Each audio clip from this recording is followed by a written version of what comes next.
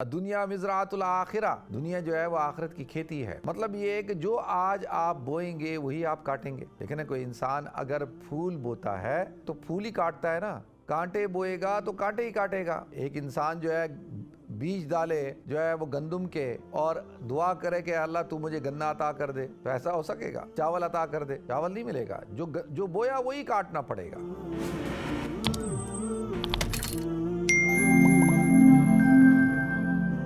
محترم ناظرین کرام، بزرگان دین اور میری عزیز ماؤں اور بہنوں بھائیوں، السلام علیکم ورحمۃ اللہ وبرکاتہ۔ ناظرین، جب اللہ رب العزت نے قرآن پاک میں حج کا تذکرہ کیا اور حجاج کے حالات کو بیان کیا، ان کو اللہ رب العزت نے ان کو مناسک بتائے، اور اللہ تعالیٰ نے پھر دعا مانگنے کا طریقہ بھی بیان کیا۔ اللہ تعالیٰ نے ارشاد فرمایا کہ ان میں کچھ لوگ ہیں، وَمِنْهُمْ مَن يَقُولُ رَبَّنَا آتِنَا فِي الدُّنْيَا، اور کچھ لوگ ایسے ہیں وہ تو صرف دنیا مانگتے ہیں۔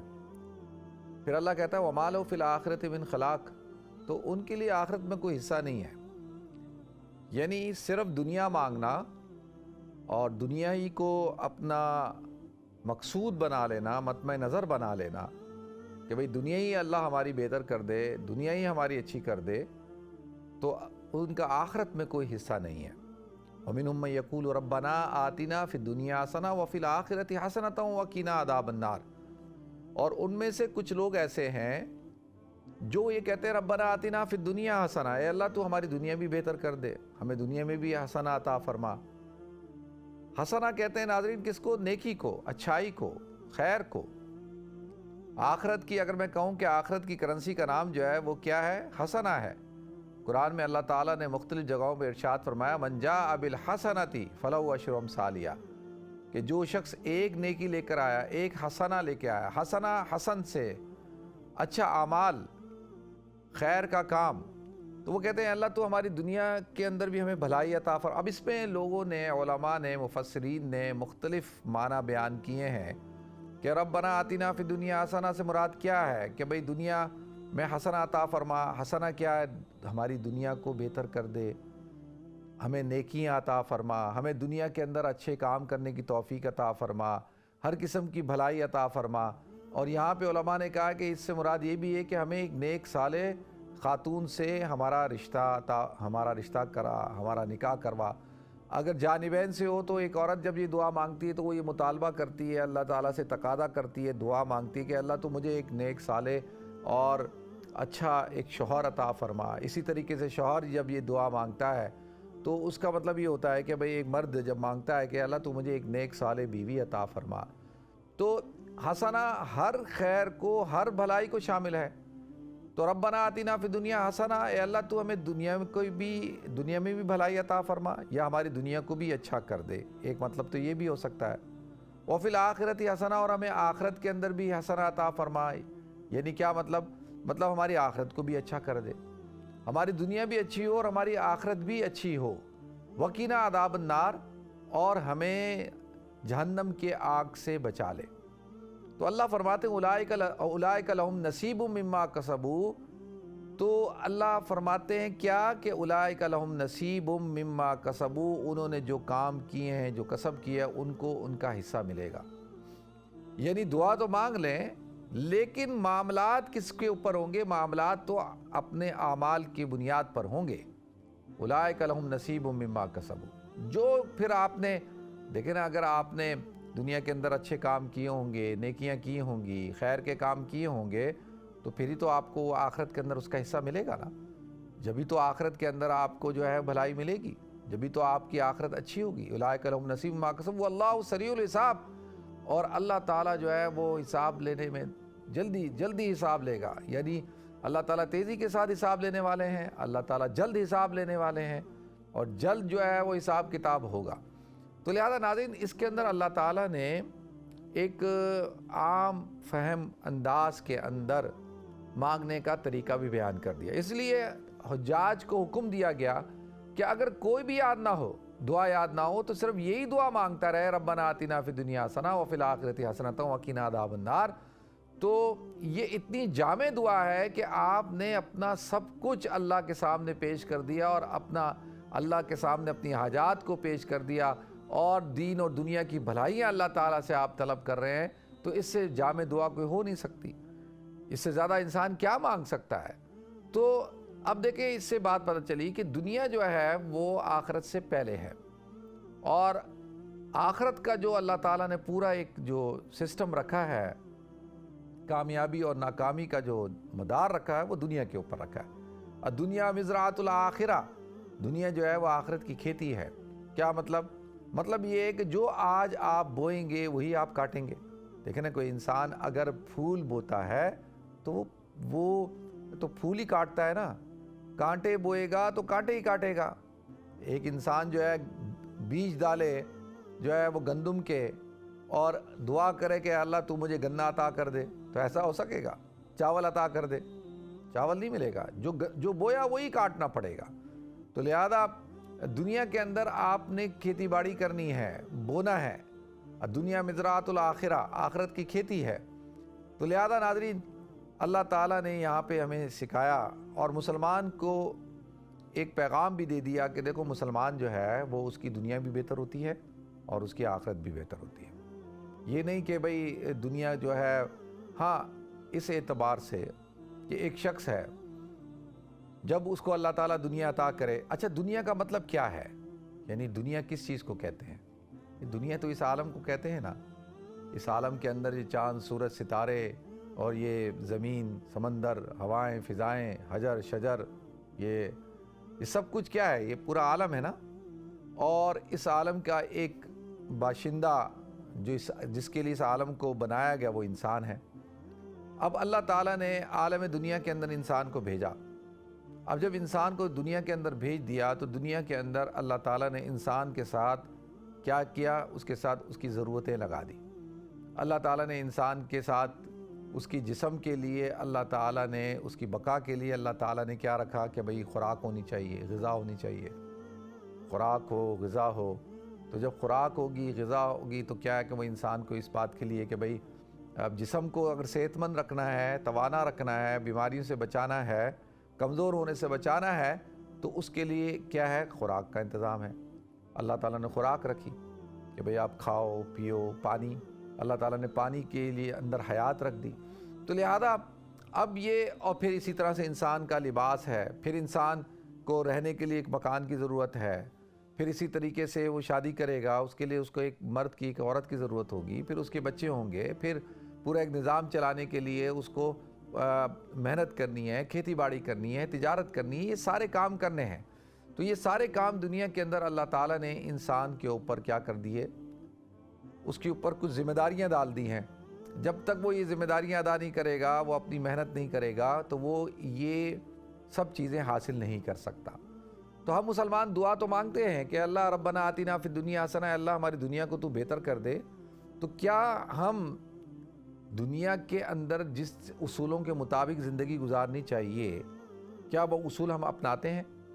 کیا ہمارے پاس وہ جو نظام جو اللہ کے رسول صلی اللہ علیہ وسلم نے دیا، کیا ہم نے اس نظام کو اپنایا؟ ہم چاہتے ہیں ہماری دنیا بہتر ہو۔ دنیا بہتر کیسے ہوگی؟ اس کے لیے ہم کوئی پلاننگ کرتے ہیں، کوئی جد و جہد کرتے ہیں؟ ہم نے کوئی اس کے لیے کوئی ترتیب بنائی ہے، کوئی نظم مقرر کیا ہے؟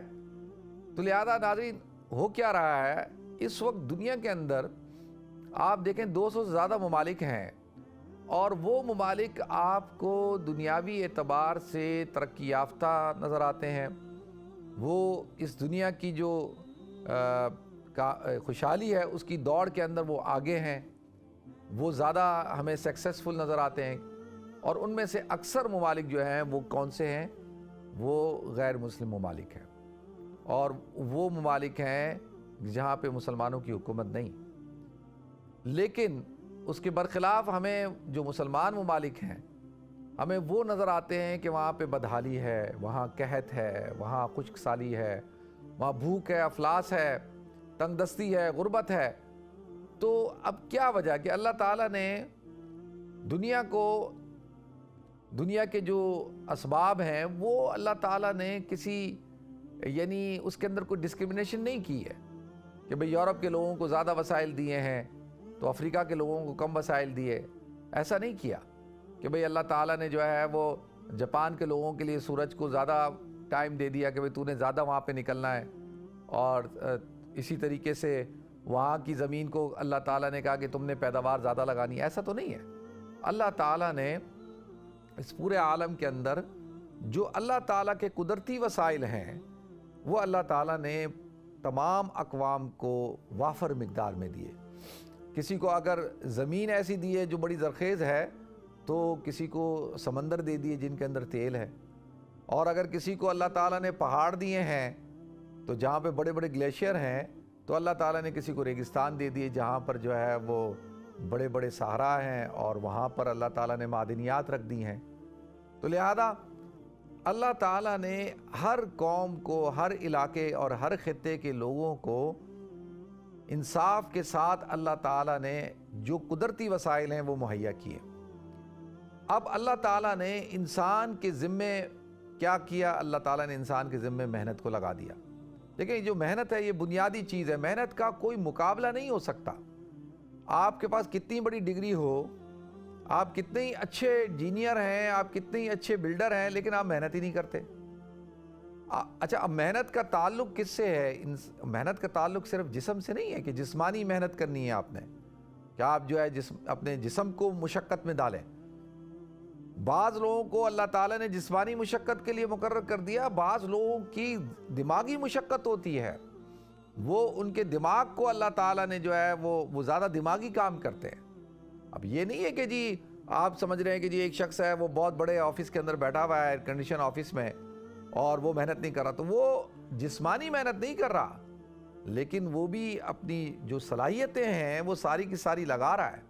ٹھیک ہے نا, ایک شخص ہے وہ روڈ کے اوپر جو ہے وہ مزدوری ہو رہی ہے, وہاں پہ آپ دیکھیں مزدور بھی کام کر رہے ہیں, وہاں پہ انجینئر بھی ہیں, وہاں پہ ڈرائیور بھی ہیں, وہاں پہ سب ہیں. اب مزدور کی تنخواہ کم ہے, ڈرائیور کی اس سے زیادہ ہے, اور ٹیکنیکل اسٹاف کی اس سے زیادہ ہے. جو انجینئر ہے وہ آتا ہے 1 گھنٹہ 2 گھنٹہ رہتا ہے, اور 2 گھنٹہ رہنے کے بعد اس کی تنخواہ ان سب سے زیادہ ہے. تو کیوں؟ اس لیے کہ اس کے پاس جو ہنر ہے, جو مہارت ہے, وہ ایک جو مزدور ہے اس کے پاس نہیں ہے. تو لہذا اس لیے اس کی تنخواہ زیادہ ہے, اس کی اجرت زیادہ ہے. تو محنت ہر سطح کی ہے, اس نے دماغ کے اوپر محنت کی اور آپ جسمانی محنت کر رہے ہیں. تو لہذا ناظرین, اب اللہ تعالیٰ نے دنیا کو دارالاسباب بنایا, اور والذین جاہدوا فینا لنہدینہم سبلنا کے تحت جو شخص محنت کرے گا ہم اس کے لیے جو ہے راستوں کو کھول دیں گے, یہ اللہ تعالیٰ نے مقرر کر دیا. اب جن قوموں نے محنت کی, جن قوموں نے جو ہے وہ اس نے انتظام کے ساتھ, پلاننگ کے ساتھ اپنی چیزوں کو ترتیب دیا اور اپنے وسائل کو جو ہے وہ صحیح جگہ پر انویسٹ کیا, آج آپ دیکھیں کہ وہ قومیں جو ہے وہ ترقی کر چکی ہیں اور وہ دنیا کو رول کر رہی ہیں. اور ہمارے ہاں ابھی تک دیکھیں ہم اس چیز کو طے نہیں کر سکے کہ ہم نے سورج کی روشنی کو کتنا استعمال کرنا ہے, یہ کتنی بڑی نعمت ہے. میں مثال کے طور پہ دیکھیں ہمارے ہاں سورج زیادہ, جیسے انگلینڈ کے اندر تو ان دنوں میں سورج نکلتا ہے نا, وہ بھی آج نکلا ہے 2 دن نکلے گا, پھر بادل ہیں, پھر بارش ہے. تو اکثر تو دن چھوٹے ہوتے ہیں, اور پاکستان کے اندر جو ہے اور گرم ممالک میں دن بڑے ہوتے ہیں اور ایک نارمل دن ہوتے ہیں. تو اب آپ دیکھیں کہ سورج طلوع ہو گیا صبح 7 بجے. اب صبح 7 بجے سورج طلوع ہو گیا ہے. ہمارے ہاں دکانیں, کاروبار جو شروع ہوتا ہے وہ دوپہر کو 1 بجے, 12 بجے دکانیں کھلتی ہیں. 1 بجے جو ہے جو لنچ ٹائم ہوتا ہے, اس لنچ ٹائم کے اوپر جو ہے وہ دکانیں کھل رہی ہیں. اب آپ مجھے بتائیں کہ جس جگہ پہ تجارت شروع ہی 1 بجے ہوگی تو اس تجارت میں برکت ہو سکتی ہے. حضرت عبد الرحمن بن عوف رضی اللہ تعالیٰ عنہ بڑے مالدار, بڑے تاجر ہیں, اور ان سے کسی نے پوچھا کہ بھئی آپ کی تجارت کے اندر کامیابی جو ہے اس کا ایک اصول بتا دیں. انہوں نے کہا 2 اصول ہیں. ایک سب سے بڑا اصول یہ ہے کہ میں صبح کے وقت میں کام کو شروع کرتا ہوں, کیونکہ حضور نے فرمایا ان فی السحور برکہ, سحری کے وقت کے اندر، صبح کے وقت کے اندر برکت ہے. تو لہذا میں جب لوگ سو رہے ہوتے ہیں میں اس وقت برکت کو تلاش کرتا ہوں. جب سورج طلوع ہو رہا ہوتا ہے تو فرشتے اعلان کر رہے ہوتے ہیں کہ بھئی ان کا رزق تقسیم ہو رہا ہوتا ہے، ان کو خیر و برکت کی دعائیں دی جا رہی ہوتی ہیں، اور ہم لوگ سو رہے ہوتے ہیں. اب آپ مجھے بتائیں کہ آپ 7 سے 12 بجے تک کتنے گھنٹے ہو گئے؟ 5 گھنٹے آپ نے روشنی کے ضائع کر دیے. اور اب آپ 12 بجے آتے ہیں، 1 بجے دکانیں کھولتے ہیں، اور پھر رات کو 11 بجے تک، 12 بجے تک مارکیٹیں کھلتی ہیں. مغرب ہو گئی 7 بجے، تو 7 بجے سے لے کے 12 بجے تک جو 5 گھنٹے آپ کو اللہ تعالیٰ نے دن کی روشنی کے دیے تھے، آپ نے ان کو ضائع کیا. اور وہ 5 گھنٹے آپ پھر لائٹیں جلاتے ہیں مارکیٹوں میں، اور جو ہے وہ بجلی خرچ ہوتی ہے، یہ سب کچھ ہوتا ہے. تو اب سیدھی سی بات ہے، نہ تاجروں کو یہ بات سمجھ میں آ رہی ہے کہ بھائی ہم نے کس طریقے سے اپنی بچت کرنی. دیکھیں جب حالات خراب ہوتے ہیں نا تو آپ کو پلاننگ کرنی ہوتی ہے کہ بھئی کس طرح سے ہم نے بچت کرنی ہے، اپنے وسائل کو کا صحیح استعمال کرنا ہے، جو ہمارے ریسورسز ہیں ان کو ہم نے ضائع نہیں کرنا. یہ اب سمپل سی بات ہے، وہ یہ بات سمجھنے کو تیار نہیں. آکسفورڈ اسٹریٹ دنیا کی سب سے بڑی شاپنگ اسٹریٹ ہے، اور وہاں پر جو ہے وہ ملینز اور بلین ڈالر کا کاروبار ہوتا ہے، پوری دنیا سے لوگ آتے ہیں. وہ بھی شام کو 6 بجے بند ہو جاتی ہے. اب آپ مجھے بتائیں، تو ہمارے ہاں لوگوں کو یہ بات سمجھاتے رہو، پھر وہ تاجر کہتا ہے جی کسٹمر نہیں آتا. بھائی کسٹمر کیسے آئے گا جب آپ دکان کا ایک ٹائم بنا دیں اور بس اس ٹائم پہ کھولیں، اس ٹائم پہ بند کریں؟ کیوں نہیں؟ کسٹمر جس نے جو چیز لینی ہے وہ آئے گا، پھر آہستہ آہستہ وہ عادی ہو جائے گا. اسی طریقے سے آپ دیکھ لیں شادیوں کا یہ حال ہے کہ رات کو 12 بجے 11 بجے تو جو ہے وہ بارات نکلتی ہے، پہنچتی ہے، اور لاکھوں روپیہ، 15 لاکھ 20 لاکھ روپے خرچ کیے جاتے ہیں شادیوں کے اوپر، ڈیکوریشن کے اوپر، اور اس کے اندر صرف کتنی دیر کے لیے؟ 1 گھنٹے کے لیے. اب آپ دیکھیں بھائی کس نے آپ کو کہا آپ جو ہے وہ شادی کو شروع کریں 8 بجے شروع کریں، 8 بجے گیسٹ آ جائیں، 9 بجے آپ کھانا کھلائیں، اور 10 بجے آپ فارغ ہو جائیں. تو 7 سے لے کے 10 بجے تک 3 گھنٹے بہت ہیں. تو لہذا اور اپنا آرام سے جو ہے وہ گھر جائیں، اور کھانا بھی جلدی کھا لیا، اور کتنی زیادہ جو ہے وہ بیماریوں سے نجات مل جائے گی یہ جو لیٹ کھانا کھانا ہے. اب یہ ساری چیزیں، اس کا تعلق کس کے ساتھ ہے ناظرین؟ ان چیزوں کا تعلق جو ہے وہ کس کے ساتھ ہے؟ پلاننگ کے ساتھ ہے. اس کا تعلق ہے حسن انتظام کے ساتھ. اس کا تعلق ہے بیٹھ کر سوچیں کہ بھئی کس طریقے سے ہم نے جو ہے وہ اپنی دنیا کو بہتر کرنا ہے. امانت داری، دیانت داری، چور بازاری سے بچنا ہے. جو جس کی ذمہ داری ہے اس نے اپنی ذمہ داری کو پورا کرنا ہے. آپ جو ہے وہ کچرا، اور دکاندار جو ہے وہ سارا کچرا رات کو جب دکانیں صاف کرتے ہیں سارا کچرا جو ہے وہ اپنی دکانوں کے باہر پھینک دیتے ہیں، اور صبح آ کے کہتے ہیں اوہ مارکیٹ گندی ہے. اب وہ مارکیٹ میں گند کے انبار ہیں، اور پھر ہم رو رہے ہوتے ہیں. ہم اپنے گھر تک صاف نہیں کر سکتے، گھر کے سامنے کا حصہ صاف نہیں کر سکتے، اپنی دکان کے سامنے کا حصہ صاف نہیں کر سکتے، ہم اپنی مسجدوں کو صاف نہیں کر سکتے، مسجدوں کے باتھ روموں کو صاف نہیں کر سکتے، اور پھر ہم کہتے ہیں کہ جی ہم تو مسلمان ہیں. اور جی ہمارے ساتھ یہ ایسا کیوں ہوتا ہے؟ ہم ہی دنیا کے اندر جو ہے. تو اس کے لیے دیکھیں بہت ساری چیزیں ہیں جن کو ٹھیک کرنے کی ضرورت ہوتی ہے. انسان جب خود سے اپنے آپ کو ٹھیک کرے پھر معاشرہ ٹھیک ہوگا، پھر خاندان، پھر معاشرہ. اس طرح سے جو ہے ترتیب اللہ نے جو بنائی ہے. تو لہذا ناظرین، اللہ تعالیٰ مجھے بھی عمل کرنے کی توفیق عطا فرمائے، آپ سب کو توفیق عطا فرمائے.